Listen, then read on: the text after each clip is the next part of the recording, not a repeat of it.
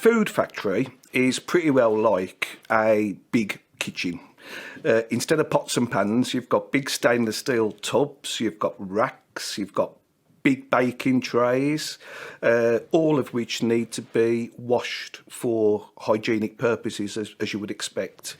There's also distribution crates. When you go into a supermarket and you see the invariably green crates that hold fruit and vegetables, we make machines that wash all those.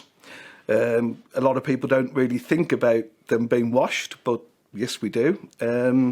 But we're quite flexible as well. Our company name suggests, Industrial Washing Machines Limited, we concentrate on washing equipment. There's a lot of other companies that will dabble or import other equipment, but we focus entirely on washing equipment, not only for the food industry, we also do it for industrial, automotive, pharmaceutical, and every one of these factories has things to wash. And we're quite flexible in what we do, so we'll always offer a solution to people's particular problems.